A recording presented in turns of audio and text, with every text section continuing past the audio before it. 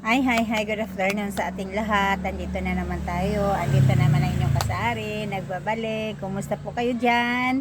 Kumusta kayo dyan, mga kaibigan? O, andito na naman tayo. I-update ko lang kayo sa ating munting sari-sari. Update ko lang kayo. Kasi kahapon namili ako. Ngayon yung pinamili ko naman na mga okay naman ang presyo mga dilata. Kaya lang ang bigas na naman po ang tumaas ng bigas natin. Ang bawat 25 kilos umabot na naman siya na tumataas na naman siya ng 10 or 20 piso bawat 25 kilos. So hindi ko na rin alam kung anong gagawin ko, makasari. Syempre may mga suki din tayo, hindi naman po pwede na hindi rin tayo magtaas ngayon. Pinag-anuhan ko na yung pinalitan ko yung dati mga presyo kasi nga ngayon nung time na tumaas ang bigas hindi ako nagtaas noon kasi nga pwede pa naman ibenta, pero ngayon na naman tumaas na naman ay tinasan ko mga 2 o 3 piso sa bawat kilo, bawat item, bawat isang 25 kilos. Ayun mga kasari. Tapos nung ito naman mga kape natin, buti nga medyo nag-stable na, okay pa rin naman yung presyo ng kape natin, hindi rin naman siya tumaas. Ang mga dilata hindi naman, pero di ba nga balita may magtataas yata.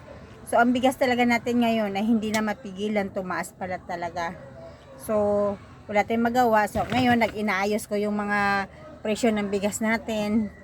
Binago ko na lahat. At tinaasan ko lang kasi hindi naman po pwede. Hanggang dyan na lang yung natin. Hindi rin naman po pwede. So kailangan natin taasan.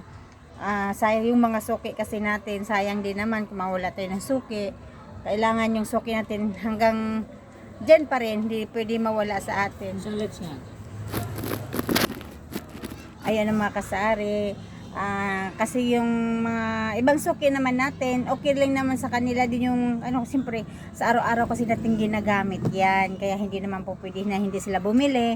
Araw-araw din natin ginagamit yan. Kaya ayun mga suki, ganun pa rin naman ang mga binta natin. Yung medyo nagtaas-taas naman ng konti yung binta din natin ngayon, lalo na may pasukan. Lalo na may pasukan tayo. Red horse na malaki.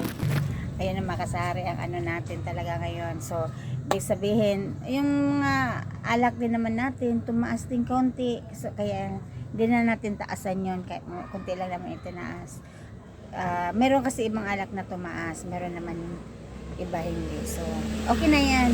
Yan ang makasari. Ay, update pala sa mga binta natin. Okay naman. Wala namang problema. Yan lang makasari. See you. Please subscribe my channel, Bitmansugan. Follow nyo naman po ako. Bye!